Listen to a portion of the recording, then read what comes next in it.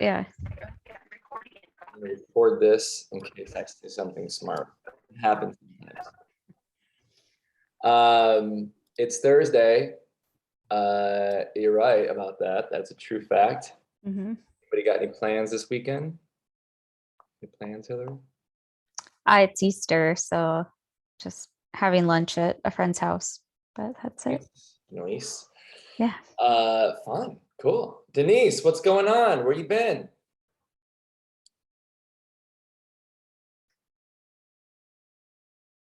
Oh, that was so dramatic. It was like the darkness just faded away into light, and then you appeared. How you been, Denise? I think your volume's off. That's cool.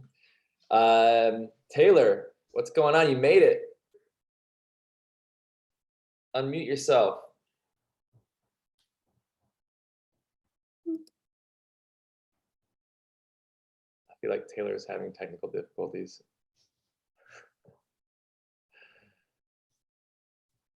Anyways, Denise, how you doing? All right. Can't hear anybody. Oh, well. I can't hear you, but it's good to see you anyways. This is my dog, Red. Red just ate a bowl of dog food. So he's happy. He's a happy camper. All right, guys. So oh, I think I hear something. Taylor, is that you? There we go. Is it working now? Yay. What's going on? I got a new phone and it has like ruined and changed my life all at the same time. Did it change your life because it ruined your life, or did it ruin your life and then also changed it for the better in a way? It's a little bit like parenthood, you know, some things are terrible, some things are wonderful. Yeah, right. Yeah, I don't have any kids of my own, but like every friend that I have, it's always like, oh yeah, no, it's amazing. Like I love my kids. Yeah. Just wait, man. Just hold off until you have your own. Like there's no rush. But no, also, I love mine. I love my kids. They're amazing.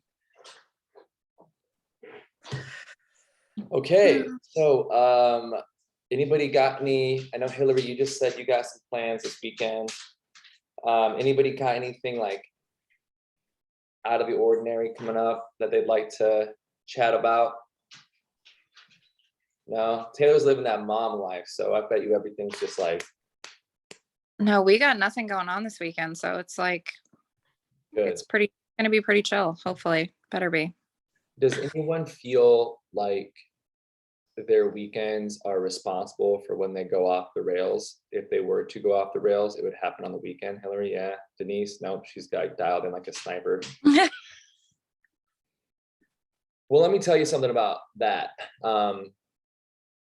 Because I've been there for sure. Like that's definitely one of my struggles too. And it's not because like I want to like go off the grid and like avoid responsibilities or binge or anything like that. It's not like that, right? For most people it isn't. Some people it is, certainly, but for most of us it's not. It's just it's like the wanting a reward kind of thing for a long week.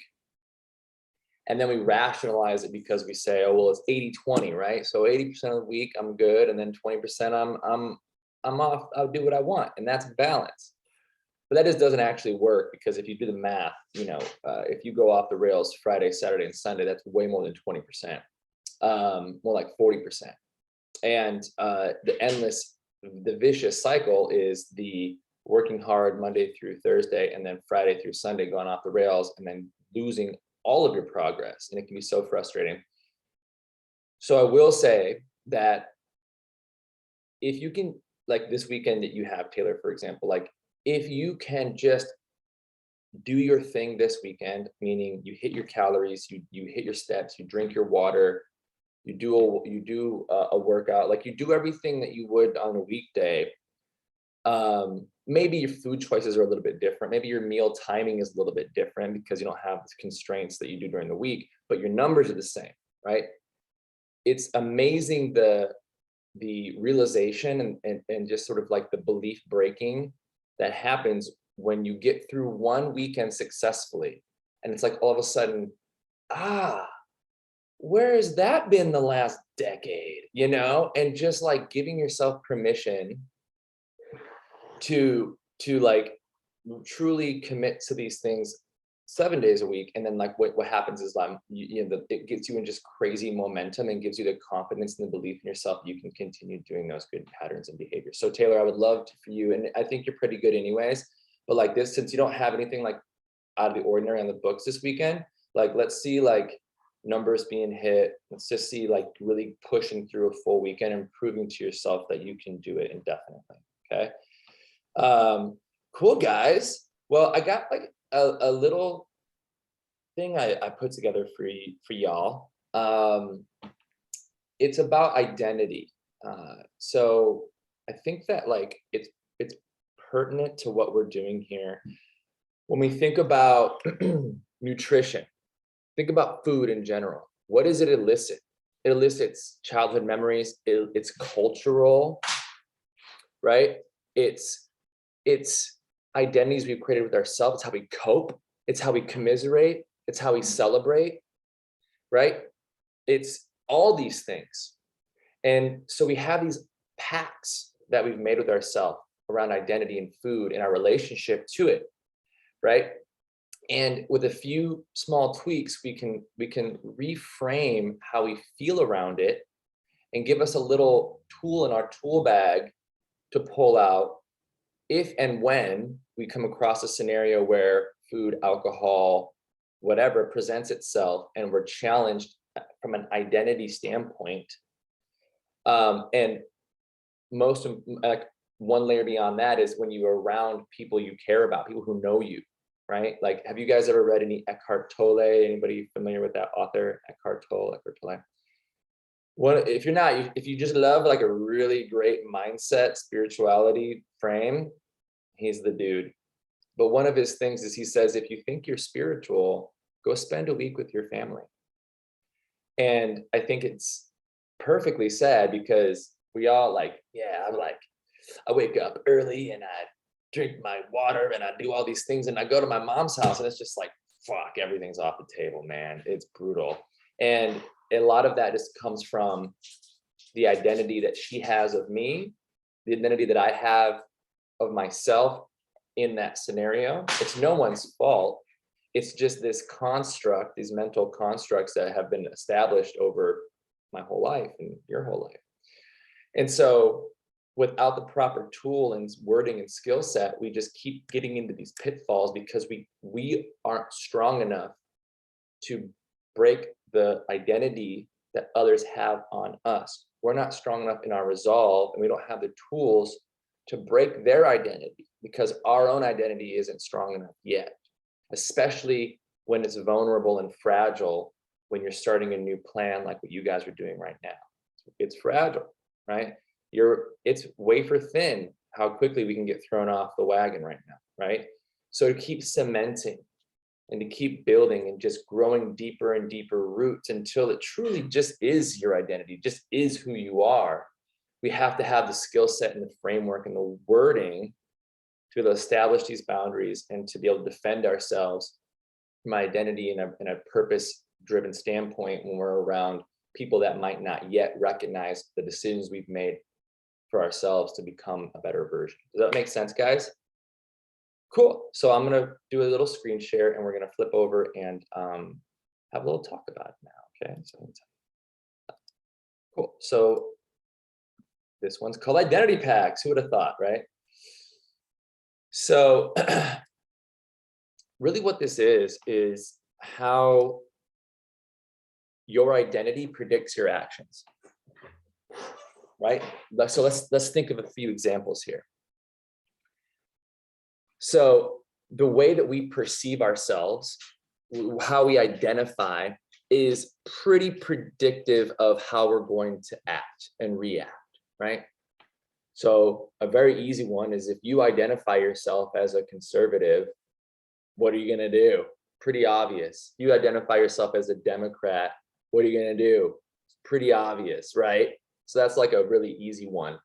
But when we get more nuanced into like how we identify ourselves around health, fitness, all that good stuff, well, that's where it can get dicey. It's not so clear cut if we don't have the proper wording and skill set. So how we identify predicts your actions, right? So so to change your behavior, we need to change your identity, right? You need to change how you identify with yourself if we're to change your behavior, okay? Because if you're still identified as the person who binges and is the fun person and is the party girl or the party guy or the good time Charlie, if you're still identified with that because maybe that's how you coped through high school and college, was to just self-sacrifice in order to be liked, then if we don't fix that first, then your behavior is not going to change. We have to change who you are and your identity with yourself before, and then your behavior tends to fall in line. So, oh, that's cool. Oh, well. Okay, so how self-image impacts our behavior. Sorry, technical. Oh, there we go. So how do you see yourself, guys? Do you see yourself as someone who's just on a diet?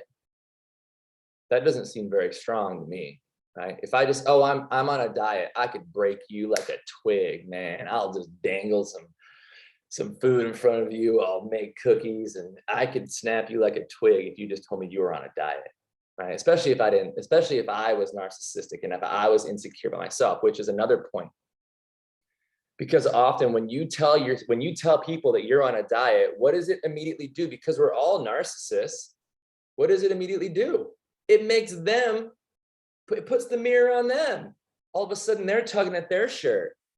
All of a sudden they're like, I'm not on a diet right now, you know? And what do they want to do? Well, misery loves company. They're probably going to try to poke holes through your declaration to see how much resolve you actually do have, right? Or do you see yourself as someone who just doesn't overeat? I don't eat that shit.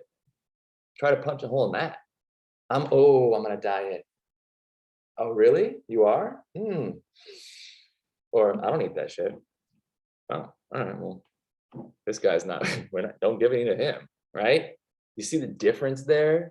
And that's identity. That's the difference of it's a deep resolve we have with ourselves. And so it's basically what we're doing is we're taking the finite, a diet. Oh, in this 12-week program, it's just a diet. That's just something you're doing.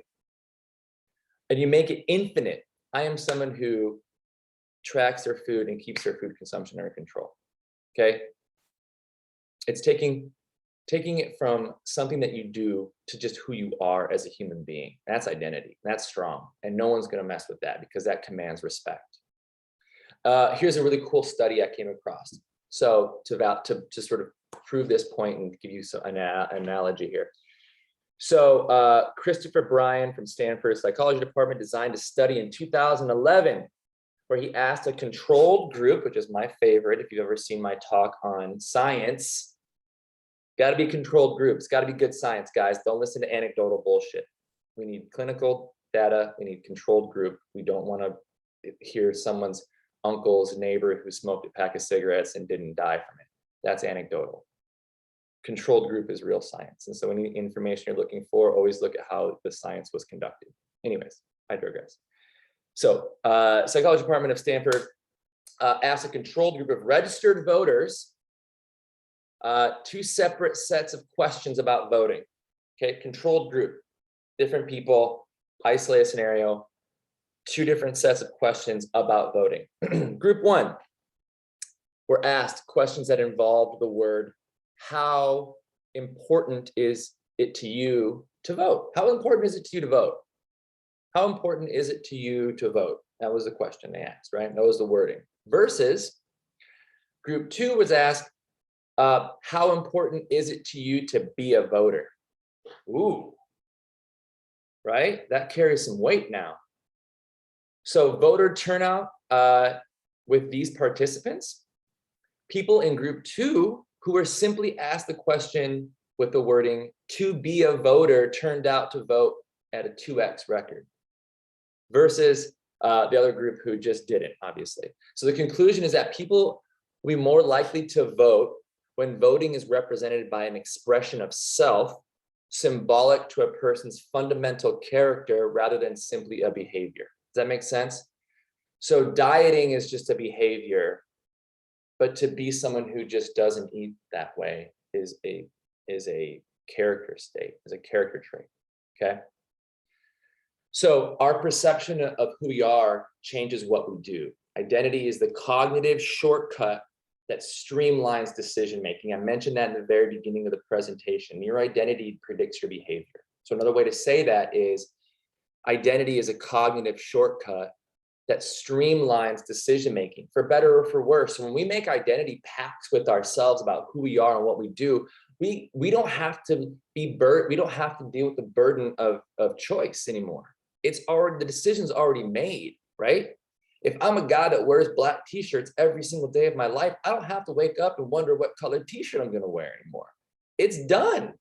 The decision's made. An example, how do you know someone's a vegan?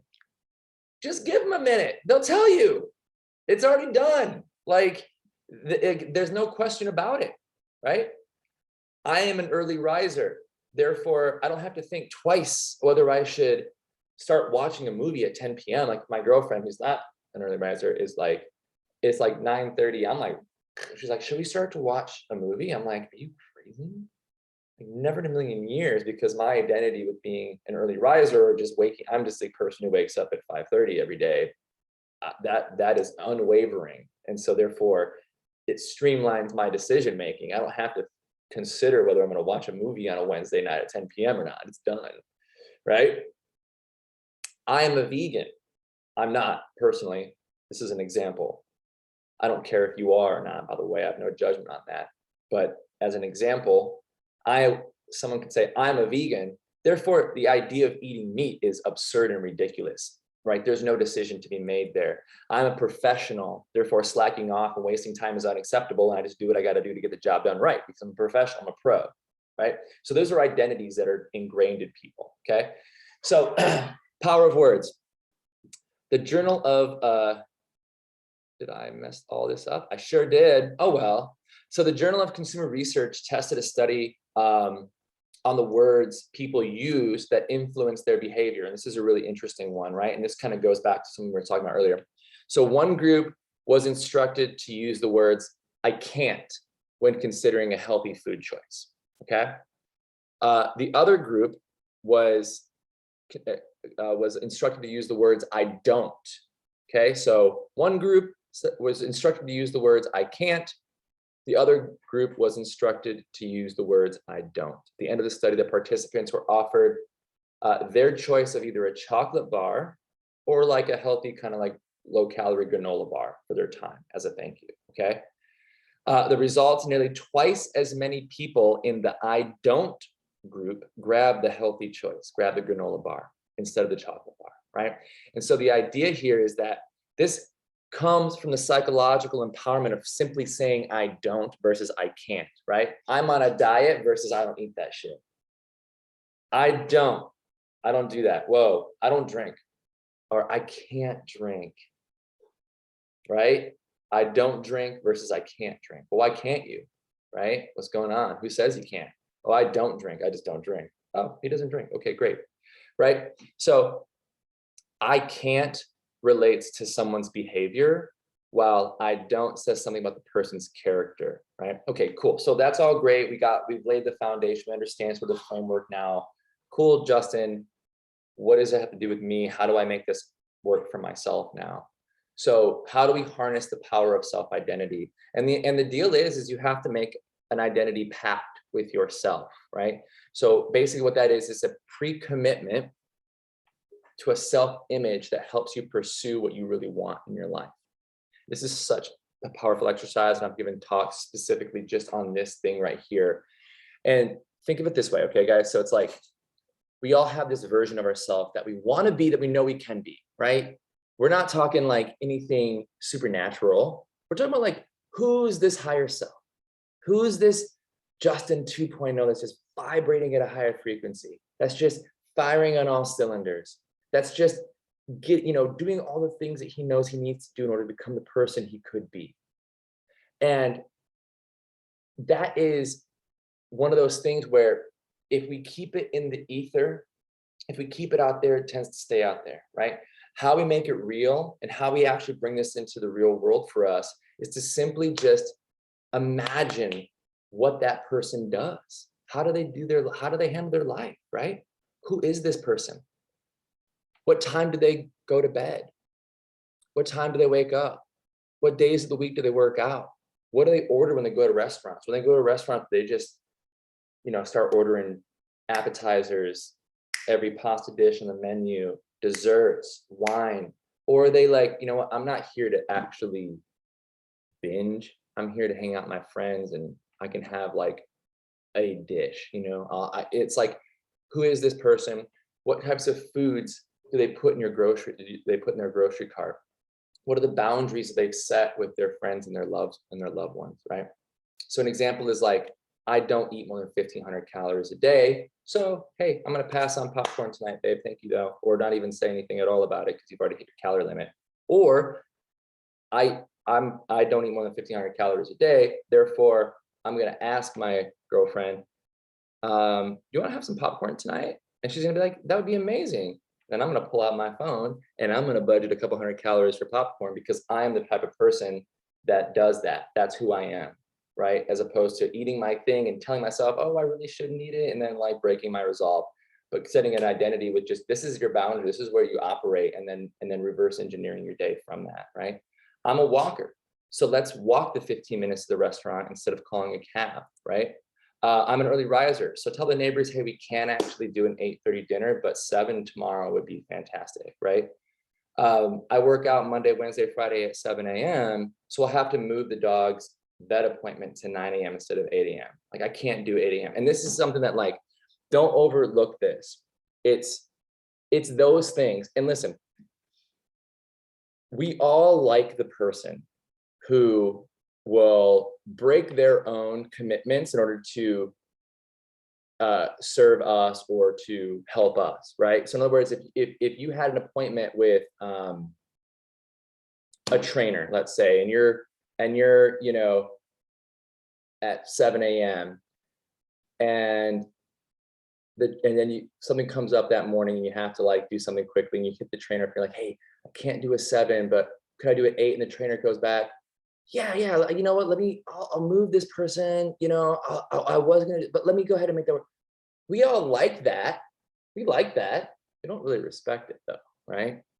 And so what I want to tell you guys is like, when we're creating these boundaries for ourselves and we're creating this identity for ourselves, I'm giving you permission to set these boundaries. I'm giving you permission to be the one that says, well, I can't do the 8 a.m. because I already have a 7 a.m. obligation, right? Obviously we got to be flexible sometimes if there's an emergency or whatever, but for the most part, this is the pitfall. It's like, you want to be nice, and you want to be liked, and you want to, be helpful, but it's to your own detriment, right? Like, it's like you're the one that had to skip the workout now, and then it's been 6 days since you've worked out last. And then when you go in again, you're gonna be so sore.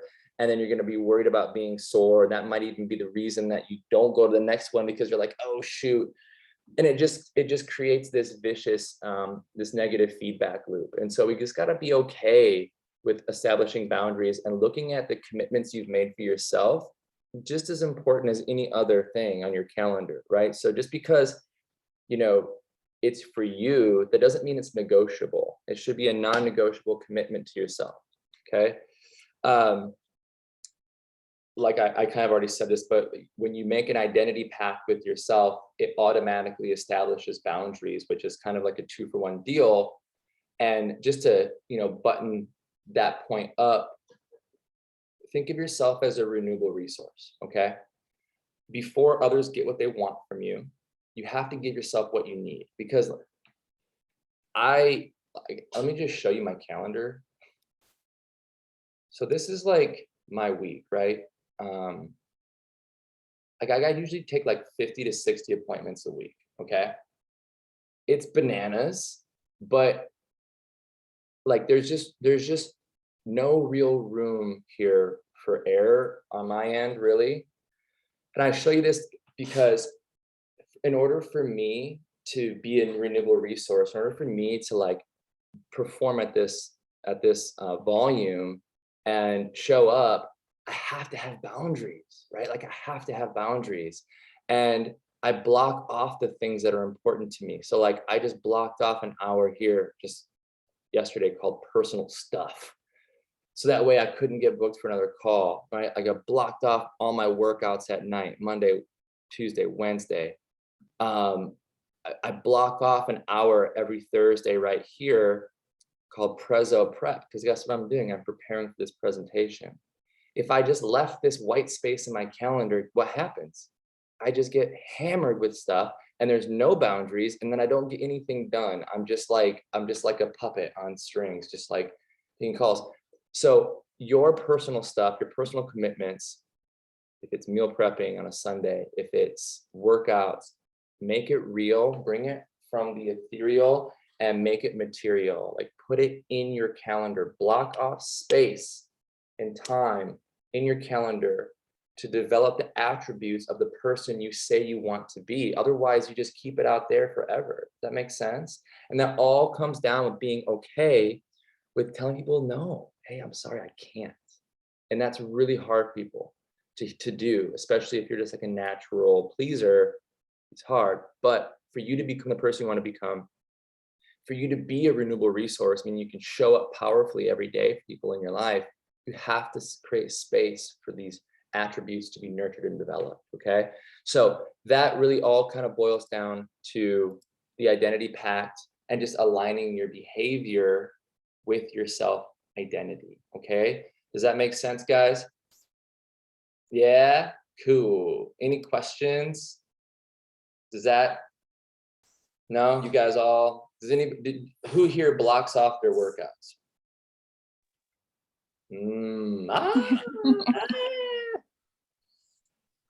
Denise, I don't know what it is, but I just can't hear you. I don't know what's going on with that.